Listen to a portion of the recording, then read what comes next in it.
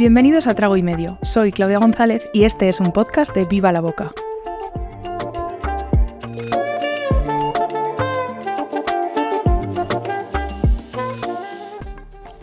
He vuelto a hacer las maletas y a cargar el coche para traerme Trago y Medio conmigo hasta Valladolid, ciudad en la que me encuentro, y a la que he venido para reunirme con Esther Merino. Bartender, desarrolladora y consultora de bebidas, esta vallisoletana trotamundos estudió gastronomía y artes culinarias en el Basque Culinary Center y allí se especializó en vanguardia culinaria. Tiempo después, la alumna fue profesora adjunta en este mismo centro, en el caso del curso de experto bartender y coctelería moderna. De San Sebastián para el mundo ha trabajado en distintos países y ciudades hasta que recaló en 2020 en Copenhague. En la capital danesa formó parte del equipo del que fuera el mejor restaurante del mundo, Noma, de René Redzepi, y después, hasta hace muy poquito, de hecho hasta que yo la he conocido, ha sido la responsable de bebidas fermentadas en el biestrellado Alchemist de Rasmus Munk. Hoy, al otro lado del micro y recién llegada del otro lado del Atlántico, Esther Merino. Bienvenida, Esther, y gracias por hacerme hueco en este verano de idas, venidas, maletas y recorridos largos. Y bueno, por la oportunidad de contar contigo en Trago y Medio. No, gracias a ti, Claudia, el placer es mío. Siempre empezamos, si nos has escuchado en capítulos previos, siempre nos gusta empezar preguntando quién eres tú, quién es la persona que está al otro lado del micro. Entonces te preguntaría, ¿quién es Esther Merino? ¿De dónde vienes? Sabemos que eres vallisoletana, ¿no? Pero ¿cómo llegas o cómo empiezas en el mundo de las bebidas, de la coctelería? Esther es una enamorada de la gastronomía. No tengo familia anterior que se haya dedicado al mundo de la restauración. Mi madre es bibliotecaria, mi padre es ingeniero, mi abuelo también era ingeniero. Primera generación. Sí, soy primera generación, pero siempre gracias a esas grandes mujeres, en este caso a mi abuela, siempre he estado muy linkada con la gastronomía y es lo que me ha encantado.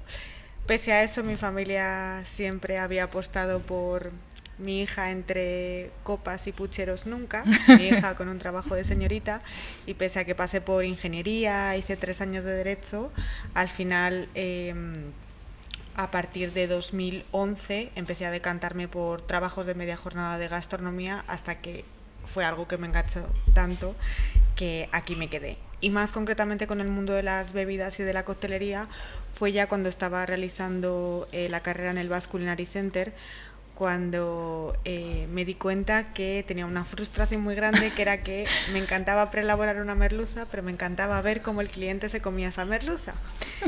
Entonces, en el mundo de las bebidas y más concretamente la coctelería, encontré una forma como de tener esas dos perspectivas, como de cocinar líquidos delante del cliente y tener esa faceta. Y es algo de lo que yo nunca me he podido desprender. Uh-huh. Bueno, sabemos, has mencionado que te formaste en el Basque Culinary Center, nos hemos dado como una pinceladita de por dónde pasaste profesionalmente, pero ¿en qué momento, después de especializarte en vanguardia culinaria, tienes un primer trabajo en el mundo de las bebidas? En el mundo de las bebidas tengo que decir que desde primero de carrera, por lo caro que resultó para mí San Sebastián, ya tuve trabajo relacionado en el mundo de las bebidas. Uh-huh. Y tuve la suerte de uno de mis primeros trabajos, que fue en el Bar Oquendo, en Donosti, que es un bar súper mítico. Me llamaban de extra tanto para cocina como para sala. Y en la sala, os podéis imaginar, con todo el tema de prejuicios que hay, una vallisoletana en el País Vasco que no habla euskera, pues quizás era un poco complicado estar en la sala, pero con muchos clientes me pasaba que me enseñaban a hablar en euskera, yo me esforzaba y ahí se estableció un vínculo precioso en el que me empecé a sentir muy a gusto y empecé casi siempre a priorizar los trabajos en sala y en barra. Y ahí empezó un poco mi andadura con la parte más profesional de las bebidas. Y luego, sin duda, también todas las becas que había en el Basque Culinary Center, tanto con Pilar García Granero como su asistente del máster de sumillería, tanto con Pachi Truitiño en el máster de coctelería, es algo que sin duda hizo que me vinculara mucho más. De entonces a ahora, bueno, luego entraremos, ¿no?, más a detalle en Noma y en Alchemist y en cuál ha sido tu trabajo ahí, ¿no? Pero mencionas que has pasado por hostelería, además en diferentes ciudades, ¿no? Entonces, a la par, ya antes de formarte, has estado detrás de una barra, ¿no?, mientras te has formado también y luego has seguido en esa constante, ¿no? Pero yo sé que este verano 2023 han sido muchas barras o muchos lugares en los que has estado. Me gustaría preguntarte cómo ha sido este verano para ti. ¿Qué ha sucedido estos últimos meses? Bueno, ha sido un verano increíble, ha sido un verano lleno de aprendizaje. Ha sido un verano para mí un poco, para serte sincera, de resolver cosas pendientes. Muchas veces cuando trabajas para terceros es una parte muy cómoda, tienes un sueldo fijo, un horario fijo, pero muchas veces no podía hacer con amigos o con conocidos cosas que surgían o que nos proponíamos porque tenía esa exclusividad con los restaurantes donde trabajaba. Y en este caso, este verano, he tenido la oportunidad de realizar todos esos asuntos pendientes, de visitar a muchos amigos, de conocer a muchísima gente, de conocer muchísimos países y sobre todo aprender de las diferentes identidades de cada país a través de las bebidas, que es algo que me apasiona, y sobre todo también de conocer diferentes productos, diferentes formas de interacción de cliente y bebida, diferentes destilados, que la verdad que ha sido increíble. O sea, aprendizaje, viajes y proyectos pendientes, ¿no? O ideas pendientes que tenías por ahí. Y si tuviéramos que explicarle a quienes nos estén escuchando, ¿qué hace Esther Merino? ¿A qué se dedica Esther Merino? ¿Cómo es un día de trabajo en tu vida?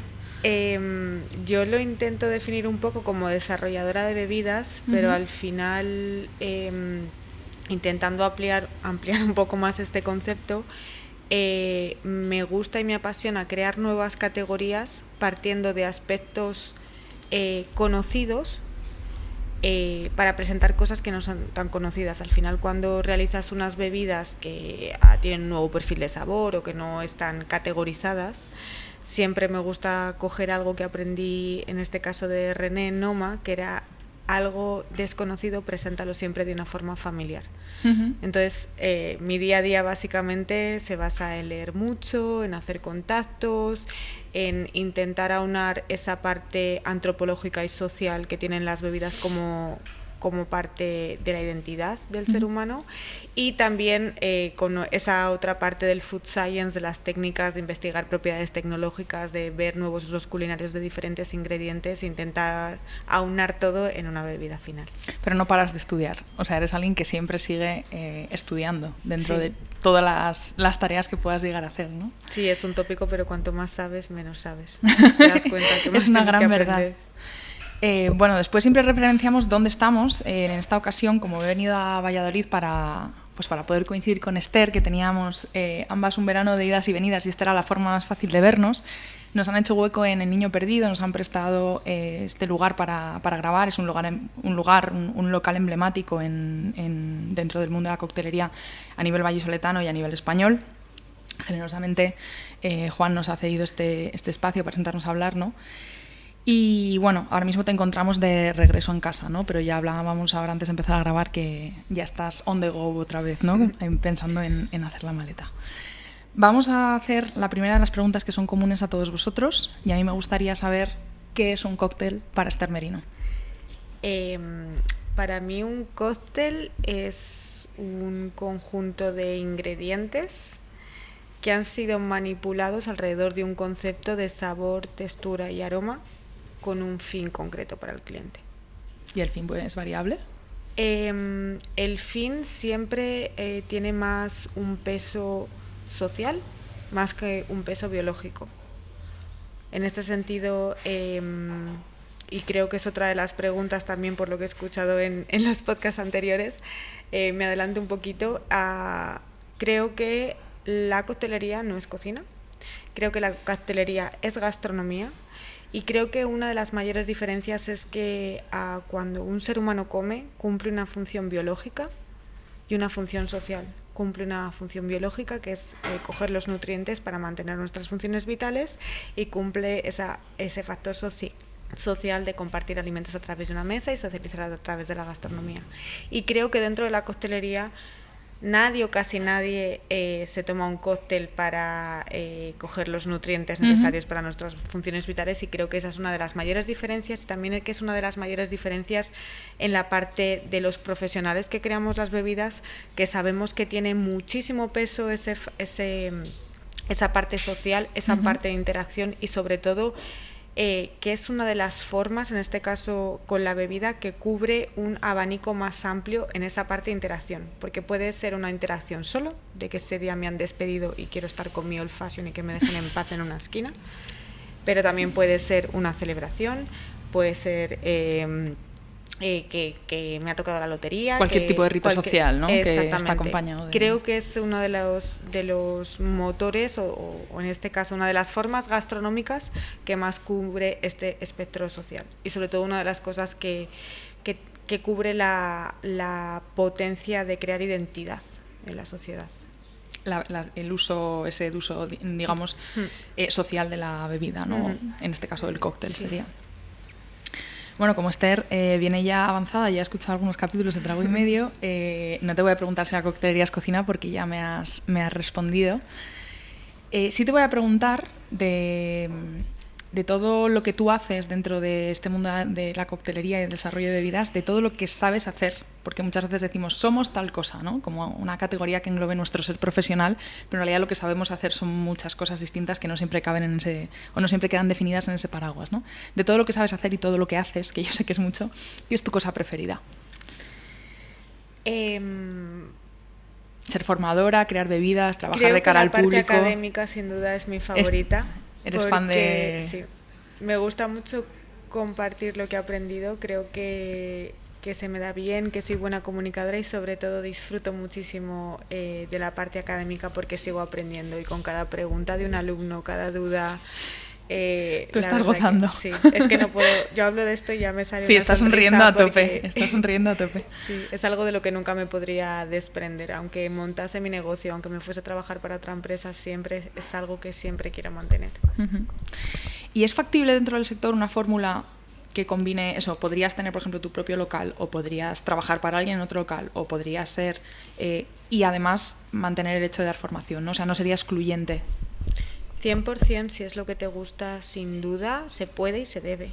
Si de verdad es lo que tú quieres, tienes que encontrar la forma de compaginar y de encontrar una fórmula que te permita compaginar esos dos factores. En mi caso es la parte académica, pero a lo mejor hay otras personas que les gusta más la parte artística o la parte... Creo que todo se debe combinar y que además es algo que todos debemos promocionar, que nuestros trabajos o sobre todo los negocios dedicados a las bebidas de la coctelería permitan un abanico más amplio para que nos desarrollemos como personas. Ahora voy a entrar en la parte creadora de bebidas, que a mí me tiene fascinada, ¿vale? Cuando yo conozco a Esther y en el momento en el que la conozco y entiendo cuál es su perfil y me enamora el perfil y me apetece incorporarla a Trago y Medio, Esther todavía está viviendo en Copenhague, trabaja en Alchemist, en la parte más de investigación y más de cómo, corrígeme si lo digo mal, producción de bebidas fermentadas, ¿no? Que forman parte del maridaje no alcohólico. Sí, bueno, era producción de bebidas fermentadas y todos los destilados de la casa, era fermented beverage and craft spirit. Vale, o sea, también la parte destilada. Lo primero que te voy a preguntar es cómo llegas tú a Dinamarca y luego ya hablamos de qué has hecho allí. Bueno, a Dinamarca llego porque mi primera visita a Copenhague fue en marzo de 2020, justo antes de la pandemia. Yo me acuerdo que me fui el 7 de marzo y regresé a Madrid el 12 de marzo con el aeropuerto desierto. Y fui a una especie de simposio de un día que lo organizaba Mad Academy y era un simposio que hablaba de Art and Craft of Hospitality y fue un simposio que hablaba del arte de la hospitalidad, del arte de ser camarero, del arte de acoger a las personas en un negocio. Y recuerdo perfectamente que tanto Julie por la parte de Amas como Mónica Su por la parte de taller elementario dieron unas ponencias que todavía se me pone la piel de gallina porque es algo que me marcó y que se quedó en mi memoria para siempre. Y yo dije, wow, yo tengo que estar en un ambiente así. Yo quiero estar en una ciudad donde la parte de servicio se sienta así y tenga el mismo plano de importancia que la cocina. Y después de toda la pandemia y todo el verano, decido en septiembre, a finales de septiembre, exactamente el 23 de septiembre, decido irme a Copenhague durante 3 meses para realizar unas prácticas, entre comillas, a medida, donde quería hacer un proyecto de analizar los puntos de contacto entre sostenibilidad y sala. Y para eso elijo hacer unas prácticas en sala en Amas, para analizar sobre todo los puntos de contacto externos de las dimensiones de la sostenibilidad. En este caso eran producto y planeta, y luego elijo Noma para estar otro mes y analizar los puntos de contacto internos, en este caso la dimensión de sostenibilidad en personas. Vale. Y después de estos 3 meses me doy cuenta de que primero había resuelto una cosa que me frustraba mucho, porque como cocinera yo ya había el hábito de recetas, había el hábito de tener la sensibilidad de escoger productores locales, productos de temporada, etcétera, pero siempre me perseguía la frustración de que por qué en sala no se medía el impacto que tenían nuestras acciones en la sostenibilidad.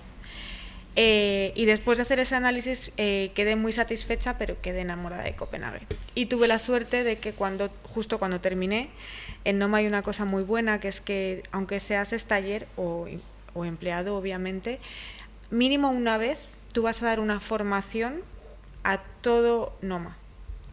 Entonces, tienes que aportar algo al equipo. Ajá, haces es como una jornada interna de empoderamiento en el que está súper bien pensado, porque yo digo, es que yo sigo hablando de Noma como que lo fuese a heredar, como que fuese mi empresa, mi sentimiento corporativo por esa formación creció más, mi comunicación interdepartamental con otros departamentos en Noma creció más por eso, y mi fortaleza pasó a ser fortaleza de mis otros compañeros, al igual que cuando ellos hacían formaciones, ellos me aportaban muchísimo. En este caso yo la formación que di fue sobre este análisis, y luego, bueno, pues en Noma me ofrecieron trabajo con la buena suerte, entre comillas, de que a la semana hubo el verdadero lockdown en Dinamarca, que fue un poco más tarde, de la hostelería. Aquí ya estamos como en otoño, ¿no? Ajá. Y esto fue como en diciembre, después de estar en la sala de Noma creo que una semana o así, me dicen que si me paso a Popel, que es el concepto de hamburguesería de Noma, y que básicamente tengo que empezar a desarrollar bebidas justo con Francesca Niro, y básicamente es todos los productos fermentados del Noma Fermentation Lab, tenemos que crear bebidas que sirvan para takeaway. Entonces, imagínate, para mí, o sea, yo era como Alicia en el País de las Maravillas. Todos los productos fermentados, crea un Bloody Mary, pero que no tenga nada que ver con un Bloody Mary, de repente te empiezan a sacar kombuchas de azafrán, vinagres de leche. O sea, y tú feliz. Claro, eso fue para mí, y además como el challenge de decir, wow, tengo que crear algo súper diferente, con productos muy diferentes, pero algo que sea reconocible, que además esté en un formato takeaway, mirando el tema de food cost, el tema de la vida útil del producto, etcétera. Sí, que no es como tomarlo. Y sobre todo lo que más me emocionaba, wow, voy a dar acceso a muchísima parte de la población de Copenhague a probar productos del Noma Fermentation Lab a un precio asequible. Para mí eso era brutal. ¿Y de ahí, de ese momento Popel? Ahí estoy como un año en total, casi. Y bueno, en Copenhague hay muy buena relación en el mundo de la hospitalidad. La verdad que creo que es bastante diferente a otros países en los que he trabajado, más concretamente en España. Hay un sentido de comunidad internacional en la hostelería increíble, todo el mundo se ayuda, todo, o sea, es envidiable. Y allí Rasmus y Lieke iban bastante. Lieke es la manager del restaurante, que la líder de la parte de sala y servicio, y Rasmus es el jefe de cocina y dueño de Alchemist. Iban bastante allí, y yo me acuerdo que como yo era una feliciana de la vida, pues una de las últimas veces que fueron al takeaway, a Lieke, como sabía que le gustaban mucho los fermentados, la di el Bloody Frankie, que era como un Bloody Mary que hacíamos, pero a base de un montón de fermentados. Y me acuerdo que hicieron su pedido tal, y salí corriendo al coche a la parque y me dije, toma Lieke, esto es para ti, para que lo pruebes. Y ahí a la semana contactaron conmigo y me dijeron, mira Esther, hay una vacante, es un puesto de tiempo completo para ser la encargada de las bebidas fermentadas de Alchemist. En este caso solo eran bebidas fermentadas. Y la verdad que me costó mucho decidirme, porque a mí Noma me cambió la vida, pero era una oportunidad que no sabía cuándo se iba a volver a repetir, un trabajo de lunes a viernes, de 9 a 5, con todo el equipamiento que tenían ahí, y al final pues decidí irme a Alchemist. En el caso de Alchemist, como habíamos dicho, al principio empecé con el mundo de las fermentaciones, me encargaba del maridaje botánica, que es el que tiene la oferta de maridaje sin alcohol, Pero como a mí me encantaba destilar y tenían muchísimo equipment diferente, yo empezaba a destilar. Y con la head bartender de ese momento, con Marí, yo le decía, oye Marí, he hecho un destilado de pistacho, mira a ver. Y con suerte todo lo que hacía ya lo iba incorporando en la carta de coctelería o en la propuesta. Y ella encontraba encaje para yo esas elaboraciones. Yo hacía mi +D y le decía, oye Marí, mira a ver si esto te encaja. Y por suerte a ella le encantaba, lo incorporaba y entonces fue muy bonito porque un puesto que empezó solo con la parte de las bebidas fermentadas acabó convirtiéndose en bebidas fermentadas y los craft spirits o los destilados que hacíamos en la casa, y como que ambos, empresa y yo, creamos un nuevo puesto, lo definimos entre los dos. Eso te iba a decir, que fue a raíz de empezar a trabajar que terminaste por definir tu título final en esa empresa, ¿no? en ese restaurante. ¿Y cómo es tener una partida de gasto dentro de un restaurante destinada a I+D y dentro de lo que es I+D, de investigar, avanzar, estudiar? Bueno, antes has dicho Alicia en el País de las Maravillas, ¿no? En el caso del Lab de Fermentados de Noma. Pero me imagino que eso de una dimensión de crecimiento a la oferta gastronómica, a las posibilidades creativas, ¿no? De todo lo que se haga versus otros lugares en los que hayas trabajado. ¿Cómo es esto?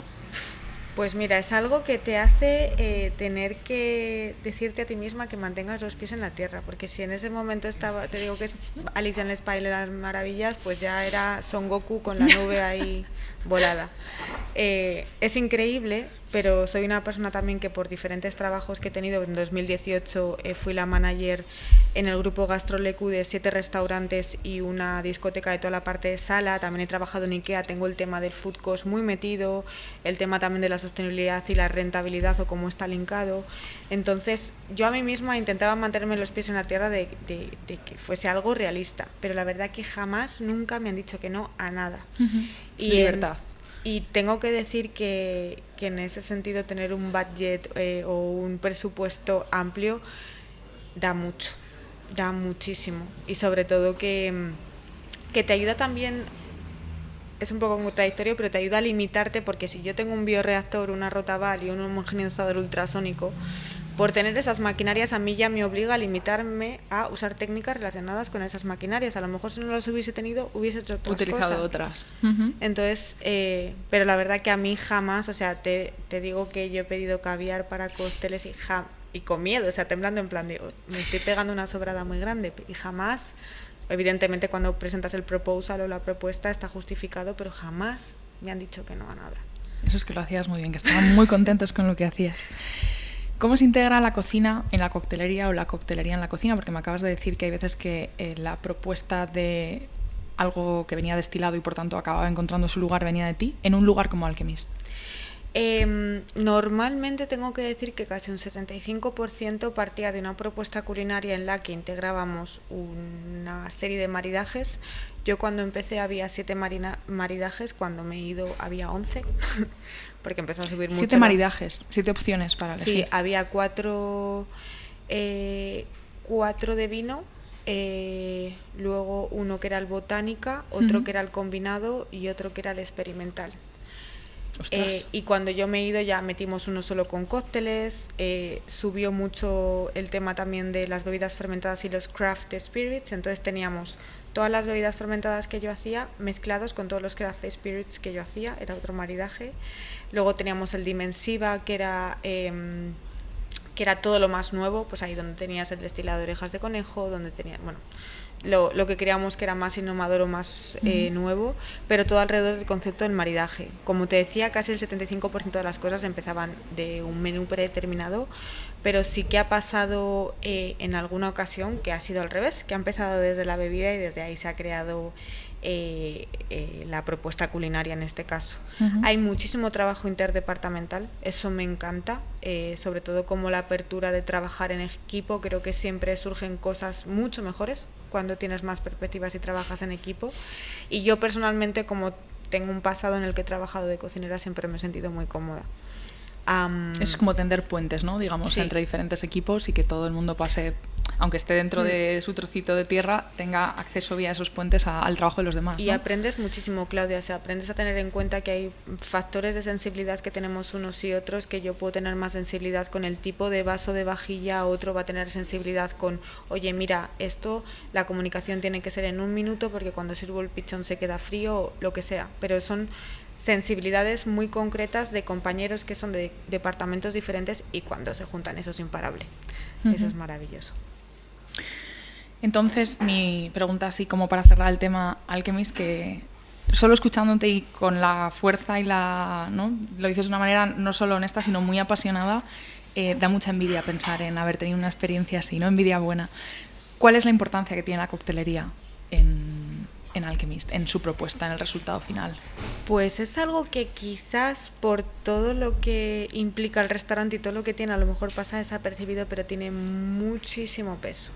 Sobre todo la parte de la coctelería piensa que tiene una parte de protagonismo que no está incluida en ningún maridaje, que va aparte, y es la primera parte de la experiencia y la última parte de la experiencia. Alchemist tiene 3 plantas. Dentro de esos 3 pisos ocurren las diferentes impresiones, que se llaman, algunas comestibles, otras no. Y nada más llegar tú pasas a la zona del lounge y ahí te ofrecen una serie de cócteles, mientras eliges qué maridaje vas a tener. Y luego al final de la experiencia, cuando ya has hecho todo tu maridaje, toda la secuencia en el dome con las imágenes, etcétera, en la parte de arriba tienes de nuevo una propuesta de coctelería que no está ya dentro del maridaje, que es como una propuesta final, y luego también tienes una propuesta brutal de cafés y tés que no he visto, o sea, ya no es solo la parte de la coctelería, sino la bebida. Eso es. Dejando a un lado la parte del vino, tiene muchísima importancia. Vamos a hablar, bueno, voy a hacer una referencia a la única vez que he probado un cóctel hecho por Esther, fue con Miguel Ángel Jiménez, que también ha pasado por aquí y ha sido un placer también charlar con él en M29, su taller de Calle Madera, ¿no? el taller creativo de Live Unique Cocktails. Y allí hicisteis una sesión juntos en la que tú hiciste una presentación, bueno, ambos, ¿no? Pero nuevos caminos hacia la búsqueda del sabor. Claro, eres creadora de bebidas, obviamente siempre estarás buscando nuevos caminos, ¿no? hacia nuevos sabores. Lo primero de todo, bueno, allí estabais hablando del diseño de perfiles de sabor. Antes ya has mencionado las orejas de conejo, por las que yo te iba a preguntar después, porque ese día fue algo que se me quedó muy grabado, ¿no? Pero lo primero de todo, me gustaría, si tuvieras que explicarnos, seguramente si nos escuchan será un público del nicho y gente que conozca lo que es un perfil de sabor, pero si tenemos a alguien curioso que está metiendo un poco el interés en el mundo del cóctel escuchándonos, ¿qué es un perfil de sabor, Esther? ¿Cómo se lo explicarías a alguien que no sepa qué es este concepto? Un perfil de sabor es algo que podemos linkar a ingredientes o alimentos reconocibles a nuestro paladar. Evidentemente está relacionado con, ahora con el tema del umami o del kokumi, pero a los sabores básicos, dulce, amargo, salado. Y sobre todo a mí me gusta mucho hacer hincapié, como te digo, en la parte de algo reconocible, en esa parte antropológica de que nos sintamos linkados por algo, ya sea por el gusto adquirido, por un gusto de nuestra cultura, por lo que sea, pero algo reconocible, eso es muy importante. Y aquel día nos disteis a beber un trago en el que empleabas Formica rufa, es decir, una hormiga, ¿no? Bueno, muchas hormigas, porque eran muchas, no era solo una. Nos hablaste de que habías creado un cóctel con un destilado de orejas de conejo, reutilizando un sobrante en Alchemist, es decir, bueno, si esto es algo que no se va a utilizar en cocina, ¿cómo lo puedo utilizar yo para hacer otra cosa, ¿no? Con ese chip desperdicio cero, sostenibilidad, etcétera. A mí ese día me rompiste esquemas e ideas seguramente muy preconcebidas, ¿no? Y tengo que preguntarte, cuando estás en este proceso de decir, se te enciende la bombilla y dices, no me acuerdo ahora mismo de la historia de las orejas de conejo, ¿no? Pero ¿cómo sabes de qué hilo tirar? Y cómo tirando de ese hilo convertirlo en una elaboración que luego ya veremos si tiene sentido o no en la oferta gastronómica en la que se plantea, pero ese olfato de creadora. Seguramente, o sea, parte de 2 bases, o intentar crear una nueva aplicación culinaria o directamente por un perfil de sabor reconocible. No se trata de hacer, me acuerdo junto con Miguel Ángel cuando hablé del destilado de orejas de conejo, o uno que me gusta incluso más, el destilado de plumas de pato. Eso partió de una acción de sostenibilidad, o de intentar usar algo que se tiraba, pero acabó siendo algo que cuando yo lo probé dije, wow, esto me recuerda a vinos de crianza oxidativa, esto tiene toques como amontillado, esto, o sea, muchas veces me gusta recalcar que no es el hecho de, oh, soy la niña de los insectos y ahora hago todo cócteles con insectos. No, siempre hay un porqué detrás. Yo uso la Formica rufa en este caso porque es una hormiga que tiene una acidez punzante y en el posgusto es muy frutal. Y es una acidez que no puedo encontrar ni en el pomelo, ni en el limón, ni en una lima. Sí, es un recurso más. Que solo encuentro en ese ingrediente. Entonces ya no lo veo como una hormiga, lo veo como una acidez que solo puedo encontrar ahí, sea una hormiga o sea lo que sea.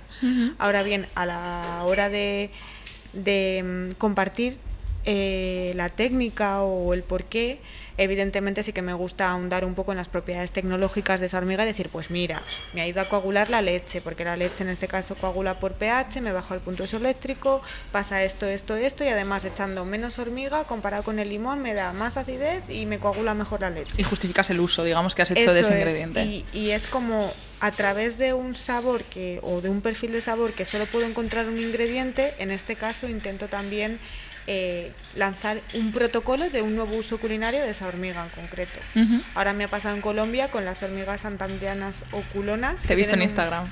Tienen un perfil de sabor como a cacahuete tostado de maní, totalmente diferente a la Formica rufa, pero que para hacer como añejamientos rápidos, como maridaje, o sea, tiene un montón de posibilidades. Y repito, de verdad, no es el hecho de, oh, una hormiga, un gusano, no, es porque es un ingrediente que me da una serie de texturas, sabores, crucencia, lo que sea, que me parece único e interesante.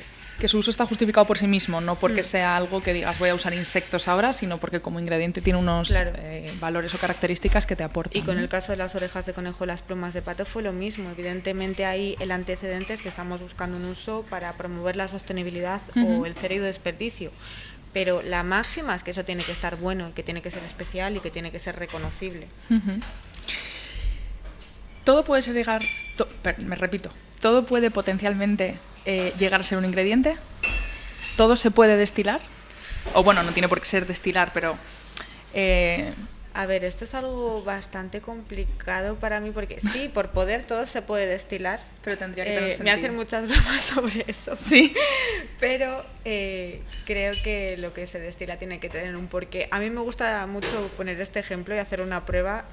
Cuando trabajaba con Pachi Troitiño antes de irme a Copenhague, me acuerdo que estaba destilando moras silvestres. Y a mí siempre que hago una prueba con un ingrediente me gusta hacer la técnica de la abuela, como digo yo, y la técnica más innovadora que tenga a mi alcance. Vale. Y en ese momento con la mora, por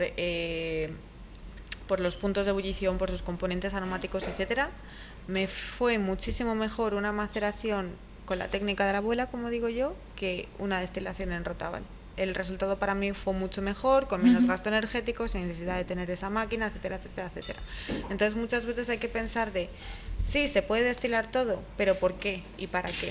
Creo que en el mundo de la destilación y sobre todo en la destilación al vacío hay una carencia grande de conocimiento en cuanto a la aplicabilidad culinaria de eso, más allá de tener un destilado de libro, un destilado de piedra, sino saber por qué componentes aromáticos pasan al matraz por ese punto de ebullición, qué volatilidad, qué solubilidad tienen sin agua o en alcohol, porque hay cosas que es mejor destilarlas en base a agua, cosas que es mejor destilarlas en base en alcohol por esa polaridad de las moléculas. Entonces creo que falta un poco esa parte de justificación de por qué realizar una técnica o no.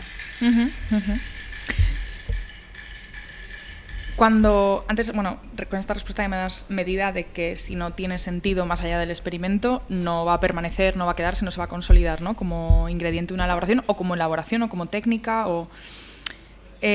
pero en lugares como Alchemist o lugares en los que has trabajado, ¿hay momentos en los que sorprender está por encima de agradar / dar placer en el caso de estas bebidas? Creo que a veces sí. Es parte de la experiencia, no solo de la experiencia, ¿no? Sino del concepto de toda la experiencia, de toda la oferta, que se diseña en estos lugares. Sí, sin duda. Y hace poco, no sé hace cuánto exactamente, pero he encontrado un vídeo tuyo dando una charla en la Universidad Pública de Navarra, liderando una clase sobre nuevas categorías de bebidas. Me has mencionado esto al empezar a hablar hoy. Y entonces a mí la pregunta que me surge es, ¿se han quedado cortas las categorías existentes? No me atrevería a decir que se han quedado cortas, pero ahora estamos en un momento de efervescencia, sobre todo por la parte del cliente, de que están más abiertos, queremos más, sabemos más. Y quizás en el mundo de las bebidas, no quiero decir que sea malo, evidentemente tenemos que conocer las categorías, saber de dónde vienen, cómo se hacen, toda la normativa y regulación que hay detrás, pero creo que eso se había convertido en un mundo un poco cuadriculado en el que de ahí no salíamos. Y yo, como suelo decir, hay una pompa llena de bebidas, que los habitantes son las bebidas, a un pequeño mundo llamado el mundo de las bebidas, y hay un montón de seres diciendo, oye, que quiero que me saques, como que están esperando a ser hechos. Entonces, creo que sí que estamos en un momento en el que las nuevas categorías, no porque se hayan quedado cortas, sino porque son necesarias. Se están demandando, son necesarias, sobre todo también porque por la parte del profesional creo que todos disfrutamos mucho de esa cosa tan bonita que es crear. Y luego ya el mercado nos dirá si se quedan o no, si son lo suficiente buenas o no, pero creo que es bueno intentar crear nuevas categorías y medir los mercados y que se queden, etcétera. Creo que eso nos están haciendo un servicio genial. maravilloso de Sí. Ahora estamos tomando una vida fermentada de frutos rojos, si no me equivoco, y ahora nos están trayendo un segundo pase que viene con galleta de la fortuna. Sí. La primera bebida, la verdad, Cuéntanos que qué es brutal. Un gimlet de miso rojo. Muchísimas gracias. Gracias. Salud. Salud. Y hablando de que aparezcan nuevas categorías, ¿no? Yo entiendo que cuando algo se crea, casi en cualquier área de estudio, en el mundo al que pertenezcamos, se marca un pedacito de la realidad, se le encuentran unas características comunes y se le da un nombre, ¿no? Para crear una categoría, digamos. Todo lo que metemos en el cajón de esa categoría ha de tener, como tú decías, ¿no? Que hay algunas bebidas que están ahí pidiendo como, oye, hazme mi propio cajoncito, ¿no? De cómo se nombran y se concretan estas nuevas categorías. O un ejemplo, si nos puedes poner un ejemplo para quizás entenderlo. Creo que uno de los primeros ejemplos fue Empirical en Copenhague. Y creo que están apuntando muchísimo a la creación de nuevas categorías. Y ellos simplemente, creo que aparte de poner nombres muy reconocibles, o nombres que se queden en la memoria por lo chistoso, creo que una de las primeras fue Fuck Trump and his stupid fucking wall, y era un destilado de habanero. O sea, evidentemente eso lo vas a recordar. Sí. Y luego mediante la aplicabilidad, ellos ponen aplicabilidad a través de un highball, un sour, de cosas muy reconocibles Vale. o categorías de cócteles bastante asentadas. Tengo que decirte que creo que es la asignatura pendiente de lo que nos dedicamos a esto. Tengo muchas ganas de empezar un proyecto, de empezar a reunirme con sumilleres y con sumilleres de té, con expertos en bebidas, para empezar a categorizar un poco tanto las características organolépticas como los nombres o las características que tienen que tener las nuevas bebidas. Porque, por ejemplo, con las kombuchas, con los aguas de kefir, con el kvass, con las bebidas fermentadas, estamos empleando nomenclaturas del mundo del vino. Y Vale. por ejemplo, siempre es un ejemplo que pongo mucho porque la verdad que me da un poquito de rabia, en el sentido de que en un vino tú puedes encontrar la característica Mousy, en algunos de ellos no es que sea un defecto, pero normalmente la mayoría de los vinos, cuando encuentras esa característica Mousy, es un defecto. Ok. Y en las kombuchas No es así. no es así. Es la magia de la fermentación que ha hecho crear ese posgusto como a leche caramelizada, avellanado, que creo que al coger o adaptar ese lenguaje del vino a la kombucha es que no es lo mismo. Entonces creo que ahí tenemos un trabajo pendiente entre sumilleres, desarrolladores de bebidas y sobre todo científicos y expertos en análisis sensorial, que creemos unos parámetros para saber definir esas características. Que hay un lenguaje propio, digamos, ¿no? Un lenguaje propio y sobre todo una estandarización, porque yo estoy cansada de beber kombuchas que prefiero aliñar una ensalada a bebérmelas porque son vinagre. O sea, creo que hay que apostar por la calidad, hay que apostar por el sabor, por lo delicioso, tener estándares altos, pero propios o asociados a esa categoría en concreto. Sobre todo si es una categoría que ha llegado para quedarse, y hay muchas que ya están Que ya asentadas. se ha demostrado que va a ser así, ¿no?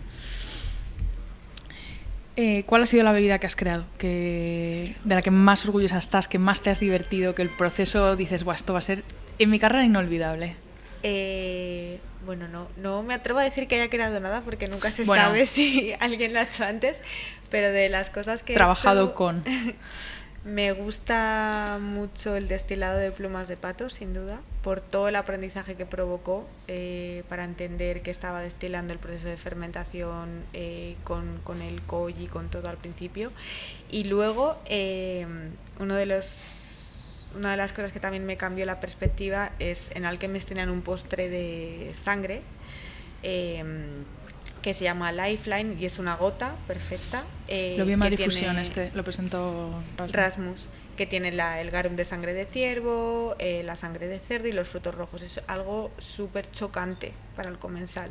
Y antes se empleaban un maridaje que era con un kefir de mango y por esa comunicación interdepartamental los compañeros de sala me decían que el cliente todavía tenía como un retrogusto a hierro, que era un poco gore, que necesitábamos crear mediante una bebida algo que suavizase eso.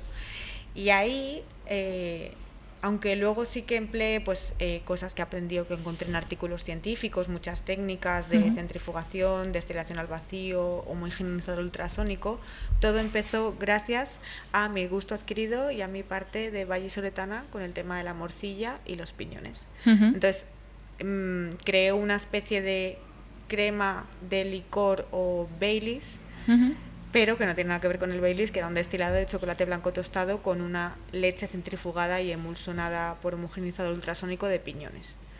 Entonces, algo que pertenece a mi gusto adquirido, algo que viene más de la parte antropológica, que para mí una combinación gastronómica súper común y súper cultural para mí, como es morcilla con pasas y piñones, me ayudó a crear uno de los mejores armonías o maridajes. Extraer algo de tu historia, ¿no?, a tu trabajo y a resolver algo que hay que resolver a nivel profesional, ¿no?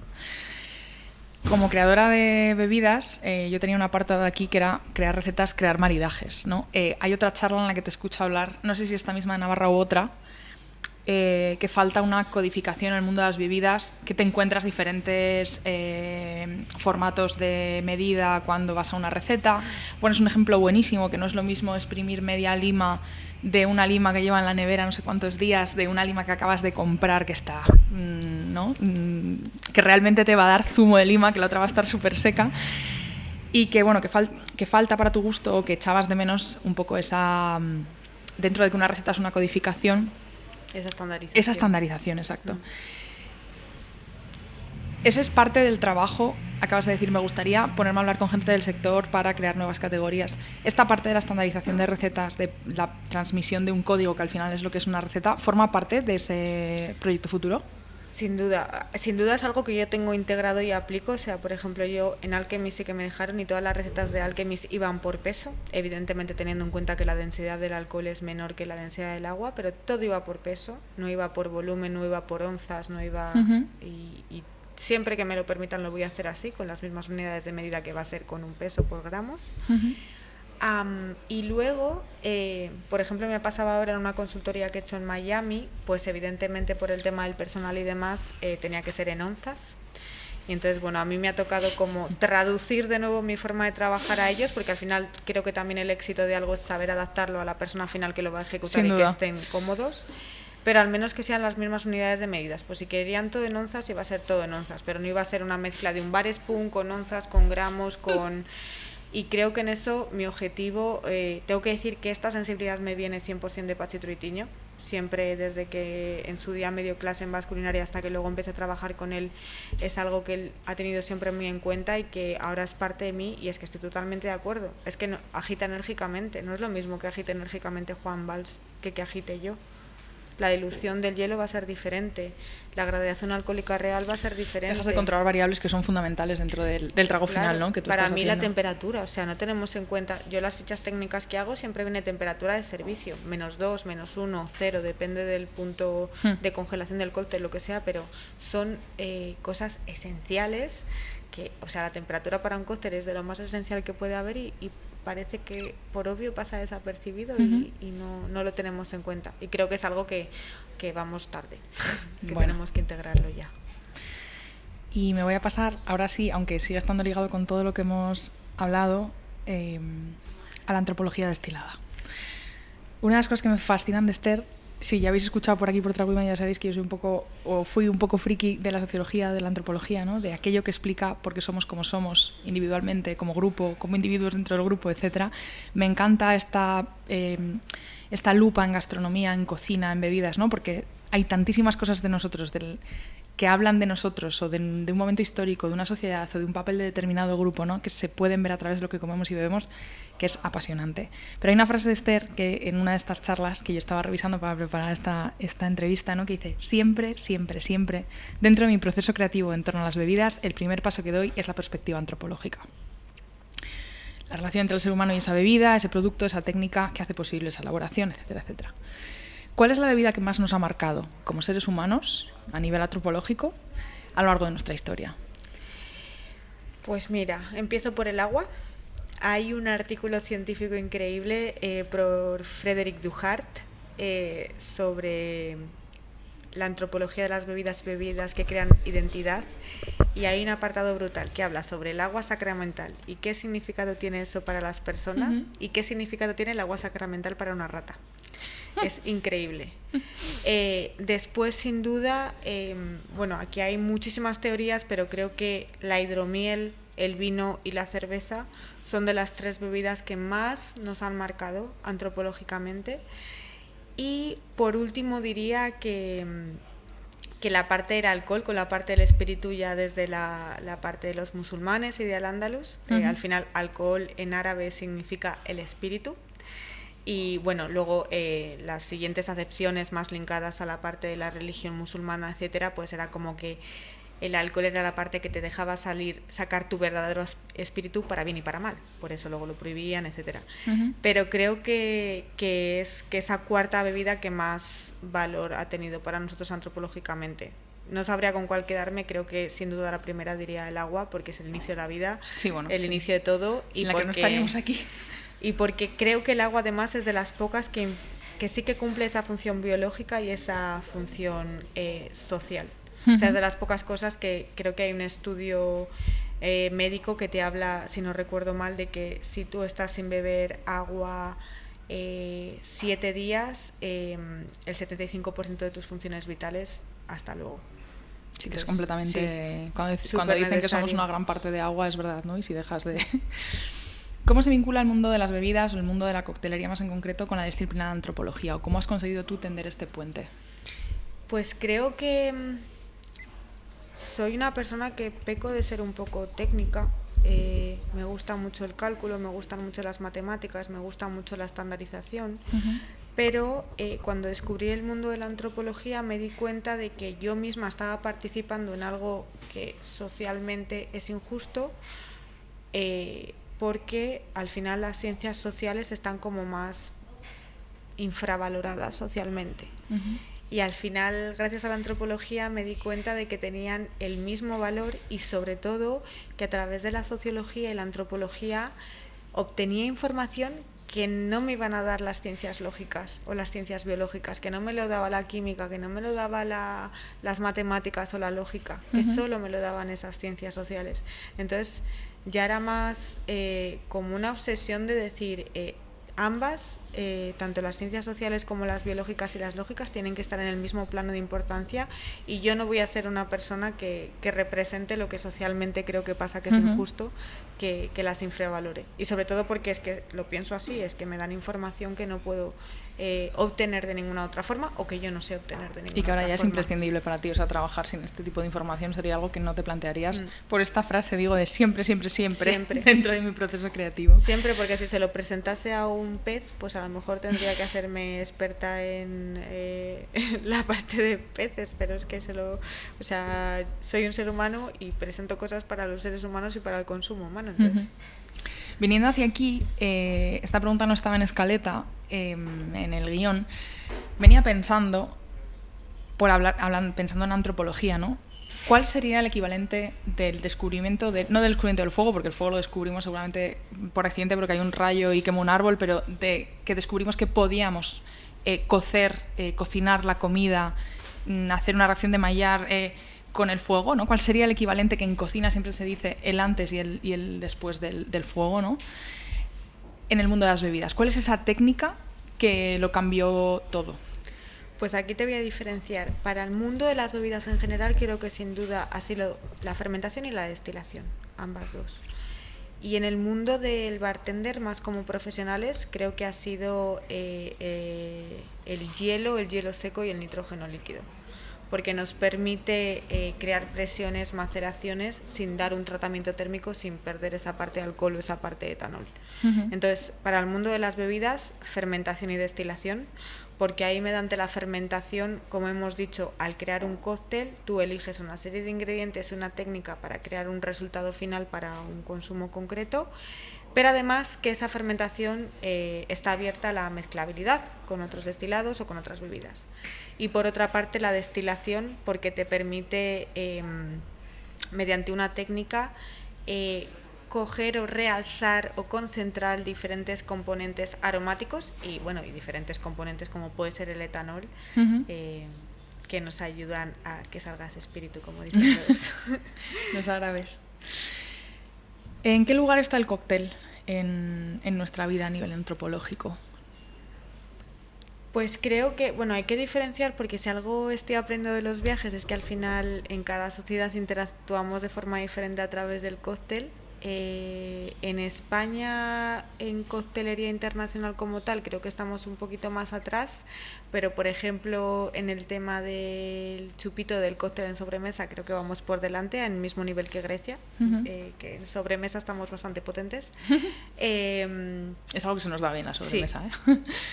Y creo que la posición del cóctel ahora mismo está en plena evolución, está en un periodo de transición y de redefinición, sin duda. Se están haciendo las cosas mucho mejor, el cliente está más abierto, hay una serie de profesionales que vienen abriendo un camino increíble, que nos están facilitando a los que llegamos ahora a poder introducir nuevas bebidas, que aprovecho a agradecer aquí. Y sí, y la verdad que hay mucho por hacer. Sí.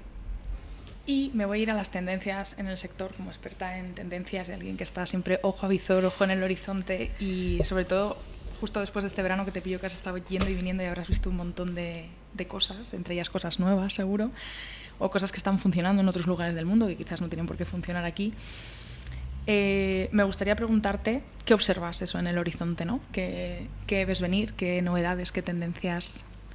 Ahora además eso con esa perspectiva internacional, ¿no? Ya no me refiero solo a España o al hecho de beber aquí, sino ¿qué hay por ahí que puedes contarnos? Sin duda hay una profesionalización del sector. Si voy más concretamente al mundo de la coctelería y de las bebidas, hay una sensibilidad muy creciente ya integrada en cuanto al producto y a la calidad del producto. Que sea tendencia o no, pues como tú decías, en Dinamarca ya lleva muchísimos años integrado, en otros países se está integrando ahora el tema del uso de plantas silvestres, de producto local, el tema de ciertas técnicas, sobre todo de las destilaciones al vacío y de las fermentaciones. También me está gustando muchísimo a la parte de que todo el mundo está empezando a mirar hacia lo ancestral y a poner mimo en bebidas que pasaban desapercibidas o que estaban ubicadas en un nicho más popular y más descuidado, entre comillas, y que ahora se están haciendo con mucho más conocimiento de causa y de forma más profesionalizada. Y por ponerte un ejemplo concreto, por ejemplo en Colombia con el biche es un destilado súper especial porque es un destilado de caña de azúcar, pero es un destilado de caña de azúcar unripe, sin madurar, de caña de azúcar verde. Vale. Entonces ya empezando por un producto que está sin madurar, o sea, organolépticamente te da algo totalmente diferente. La fermentación ocurre desde una base totalmente diferente y sobre todo eso hasta hace unos pocos años estaba prohibido. Ahora hay un proceso de regulación por parte del gobierno de Colombia, pero está muy protegido y asociado a comunidades indígenas, sobre todo a la parte afro. Entonces está habiendo ahí como un proceso de cuidado del biche, que mucha gente se está volviendo a mirar algo que estaba totalmente olvidado y que muchas veces lamentablemente tiene que llegar alguien de fuera a decirte, wow, esto es especial, esto es increíble. Y bueno, ya sea por alguien de fuera o por alguien de allá, pero está pasando y la verdad que me encanta, y como el ejemplo de Colombia está pasando en muchísimos lugares. Yo sé que a ti te flipa el té, también hablaste de té aquel día que tuve la suerte de escucharte con Miguel Ángel, una ponencia maravillosa. Desde aquello he estado como un poco más ojo a visor y veo que hay un poco más de té de lo que yo veía, no como té de ir a una cafetería y tomarte un té, sino integrado en procesos de elaboración de otras bebidas, ¿no? ¿Es el té una tendencia? ¿O todavía está...? Depende. En Europa, en la parte Alemania, países nórdicos, no es una tendencia, es algo que ha estado allí con mucho mimo. También en la parte de UK, de Reino Unido, por supuesto. En la parte de Estados Unidos también lleva años. Creo que España, Portugal, por ejemplo, tenemos la suerte, en la parte del norte de Portugal están los de Cha Camelia, que están plantando camelias y están plantando té desde cero y están yendo, sumilleres de té y grandes expertos desde Japón dando certificaciones. Están alucinados de lo que está pasando de ahí. Si tienes oportunidad de visitarles, yo norte de algún Portugal. día, Cha Camelia se llaman, algún día iré a hacer allí un stage, unas prácticas de un par de semanas si me acogen. Apuntados. Luego también están compañeros como Tesuco aquí en España, yo trabajo bastantes con ellos con el tema de té de especialidad y me he dado cuenta de que ellos llevan bastante, por ejemplo, por la parte de Tesuco llevan, si no me equivoco, desde 2018, desde 2015 ellos se fueron a Japón y es algo que creo que nos estamos empezando a dar cuenta en España, que lo que tomábamos en una bolsita eso no era té, eso era algo oxidado, pasado, maltratado, muy lejano a lo que es realmente el té, y aquí sí que es una tendencia que está en auge. En China, Japón, Taiwán, sí. Evidentemente es algo que nos llevan años luz, claro. Y que cuando vamos allí nos llevamos ese bofetón de realidad de wow, que he estado tomando toda mi vida, esto no que era conocía, té, esto ¿no? esto es otra cosa distinta. Corteza seca. No me gustaría hablar de la sostenibilidad como una tendencia, pero sí es verdad que a veces, justo tú lo has dicho, ¿no? Que hay momentos en los que algo parece que tiene una mayor visibilidad o hay más focos de luz apuntándolo y por eso hay más ojos mirando a ese lugar, ¿no? Hay otra frase tuya que es la sostenibilidad entendida como algo que tiene que estar ahí. Es decir, lo contrario de una tendencia. Porque una tendencia es algo que puede suceder y terminarse, algo que tiene que estar ahí, es algo que tiene que ser perenne, ¿no? Pero ¿crees que esta parte de incluir el tema de sostenibilidad en el mundo de las bebidas, en el mundo de la coctelería, avanza hacia que pase de ser una tendencia a ser algo que quede asentado?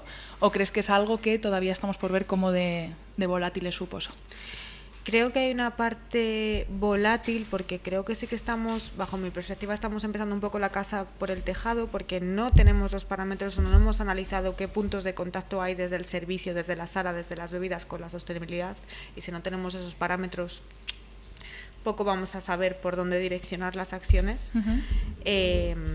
Que es lo que yo intenté analizar un poco en Copenhague, pero creo que por otro lado, pese a que creo que estamos empezando la casa por el tejado, sí que se están integrando acciones de sostenibilidad que se están convirtiendo en algo que a mí me encanta, que es sentido común, que no es sostenibilidad. Esto es algo que siempre repito, que me enseñó mi abuela, que cuando yo la dije, abuela, he terminado mi análisis en Copenhague, lo voy a presentar en Noma, Dios mío, qué nerviosa estoy, me dijo, ¿tú vas a hacer otra más con la banderita verde? O sea, me dio un bofetón de realidad por teléfono que todavía estoy mareada. Y dije, perdona, abuela. Me dice, sí, que vas a hacer otra más con la banderita verde. Hija, no digas sostenibilidad. Yo cuando era joven, en mi basura solo había cenizas. El pan duro y el vino que sobraba, si no lo utilizábamos para comer nosotros, se lo dábamos a las gallinas para emborracharlas y que no nos interrumpiesen en la siesta. Hasta una cáscara de naranja la echábamos en la cocina bilbaína para aromatizar la cocina. Y eso no era sostenibilidad, era sentido común.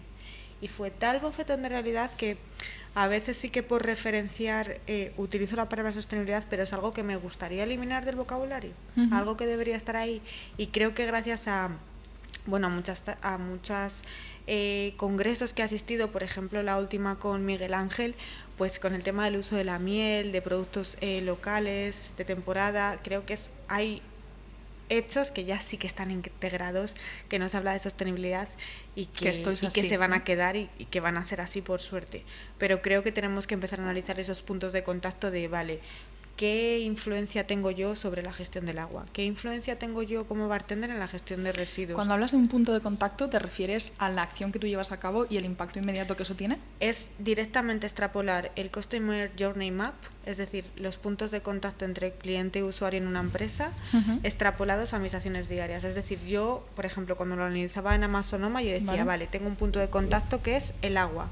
¿Qué hago con el agua? Se lo sirvo a los clientes en una jarra, pero también con ese agua, cuando se van de la mesa, yo esas jarras, por ejemplo, nada más echábamos el agua con gas y sin gas en un contenedor y el resto de bebidas, vino, etcétera, lo echábamos en otro. Y ese agua que había sobrado de las jarritas que se tomaban los clientes se utilizaba para aclarar el suelo cuando enjabonaban los compañeros de cocina el suelo de cocina, que se limpiaba cada día. Entonces es un acto que viene de un gesto directo desde la sala, de un gesto directo de mi sostenibilidad, de coger esa jarra con agua sobrante y echarlo en ese contenedor, que no solo ya es el impacto económico que te obliga a ahorrar o que te hace no gastar tanto dinero en el agua, sino que también estás salvaguardando un recurso natural como es el agua. Y dándole otro uso después. Es un impacto brutal de una acción que viene desde la sala, por y para la sala, y que luego ya con tu comunicación interdepartamental, pues oye, lo vas a usar en cocina, lo vas a usar para regar el jardín, lo que sea. Pero es analizar todas tus acciones diarias y ver qué punto de contacto tienen con sostenibilidad. Oye, mira, pues yo cojo, en cocina estoy viendo que hacen pimientos, pero todos los tallitos, los rabitos sobran. Pues ahí puedes hacer un montón de cosas. En la masa hacían una decoración deshidratándolos brutal como centro de mesa. Entonces, no vas a poder incidir en todo, pero es analizar eso y ver en qué puntos puedes ¿Cuántos incidir. puntos de contacto puedes cambiar, ¿no? Digamos, o hacer una acción diferente? ¿Y cuáles eliges tú? Porque muchas veces, si eres un bar que pones un gin tonic al mes y vas a deshidratar todas las cáscaras de limón que te queden, pues si solo pones un gin tonic al mes, vas a gastar más tiempo en personas y más tiempo en la energía del horno, o sea, vas a ser más insostenible que la sostenibilidad que quieres promover. En cambio, es como analizar los puntos de contacto y saber la calidad de esos puntos de contacto para priorizar, vale, pues me voy a ir a este. ¿Y eso puede ser motor creativo? Sí, sin duda. Sí. Más que una tarea que tengas que hacer, algo que te guste hacer como parte de tu trabajo y que sea inspirador o que forme parte de tu proceso creativo. Claro, y sobre todo que amplíe el abanico de posibilidades para personal de bartenders, de bebidas, de servicio, que todo va mucho más allá de poner un plato encima de la mesa o representar el trabajo de un viticultor o del compañero de cocina explicando el plato, sino que va mucho más allá por tu impacto que tienes en la sostenibilidad y por las ideas que tú tienes detrás de esos puntos de contacto. Y tú eres experta en encontrar estos puntos de contacto en la sala. No me considero experta. Bueno, es a lo que dedicaste esa parte de tiempo de tu vida profesional, digamos. Creo que sí que he sido pionera en decir, pues muchas veces me tengo que poner roja a mí misma, ponerme colorada y decir, deja de quejarte, deja de decir que estás frustrada, mueve el culo y analízalo tú. Encuéntralo. Claro, ¿no? Y en ese sentido pues sí que me valió sobre todo el análisis envolvente de datos, el Data Envelopment Analysis, que está muy vinculado a la parte de la industria, de analizar inputs y outputs para no solo detectar los puntos de contacto, sino de saber medir qué calidad tiene cada uno y elegir cuál te viene bien y cuál no.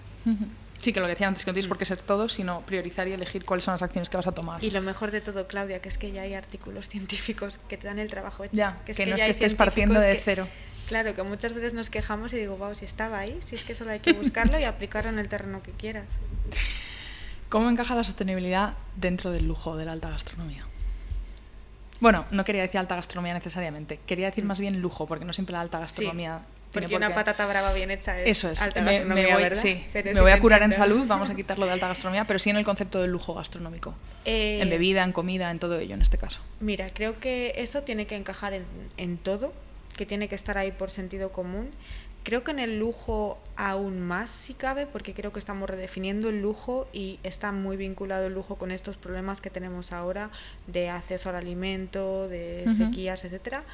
Y del cambio climático, pero creo que dentro del mundo del lujo somos bastante safe, entre comillas. Esto lo digo con mucho respeto, pero, por ejemplo, en sitios donde he trabajado, en Alchemist, hacían muchísimo trabajo los compañeros de I+D sobre servir medusas, que es una especie invasiva, o sobre crecer micelio y comer micelio directo. Pero siempre se acababa con trufa, con caviar.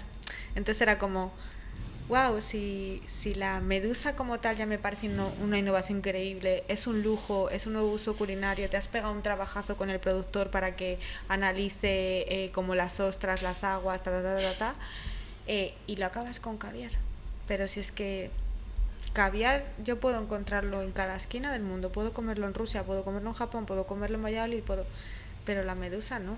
Entonces creo que dentro del mundo del lujo, como se integra la sostenibilidad, es un poco, no quiero decir falso, pero un poco demasiado safe, demasiado a lo seguro al final. En plan, te pegas todo el trabajazo y al final rematas con trufa, rematas con caviar. Bueno, igual que la cocina de vanguardia del final del siglo, principio del siglo, ¿no? Consiguió quitar el pan de la mesa.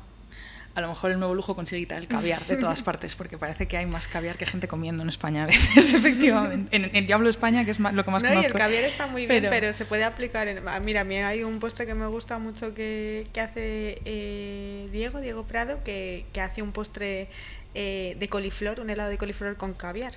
Pues eso sí que me parece interesante, porque en vez de echarle sal, pues es un postre con... Pero algo alucinante como eso, terminarlo siempre con caviar o con trufa para que esté asociado como algo de lujo.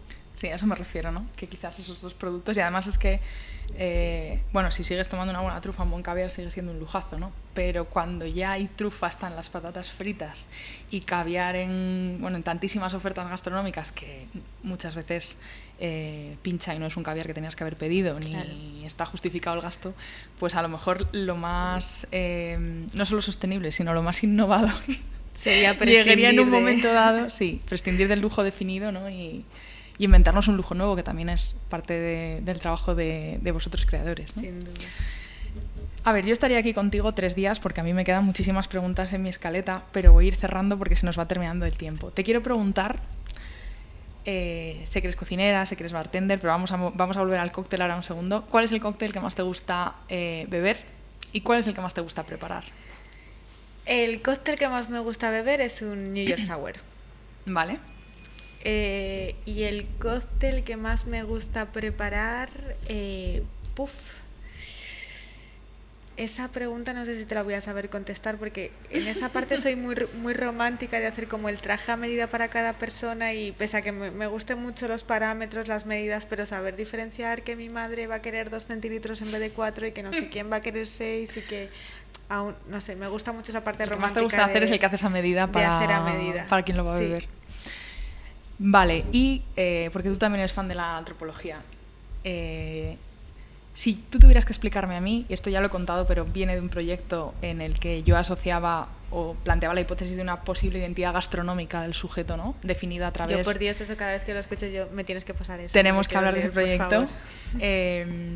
Que yo siempre pienso que si tengo tiempo o llego acabará siendo un doctorado o algo más grande, porque ahí sí que necesitas ponerte a leer, a investigar, a citar, ¿no?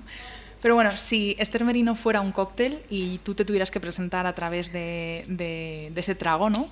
¿Qué cóctel serías? No sabría presentarte un cóctel como tal, sí que te diría una técnica. Sin duda sería un milk punch. Además me encanta esa parte que la descubrí gracias a uno de los libros de David Wondrich con Mary Rocket, que fue la primera referencia que hay de un milk punch. Y me parece increíble cómo por esa parte de autoría y de referencia y de representación de la mujer en el mundo de la coctelería, de una técnica tan brutal que servía para conservar, para clarificar, que además lo puedes hacer con leche, pero lo puedes hacer con otras muchas cosas, incluso como hablábamos antes con coagular la leche con hormigas o leches que tengan el mismo punto isoeléctrico de la leche de vaca, como leche de soja o leche de almendra, etcétera, y que además te aportan por el suero esa parte de sedosidad. Entonces, eso creo encaja que con tu personalidad, sí, con quién eres tú. Es como un batiburrillo de muchas cosas que al principio es un poco intenso, pero que luego le pasas por ese filtro, por esa técnica y se hace un poquito más sedoso. Esther Merino, muchísimas gracias por venir a Trago y Medio. Ha sido un placer hablar contigo. A ti, Claudia, ha sido un verdadero placer. Muchísimas gracias.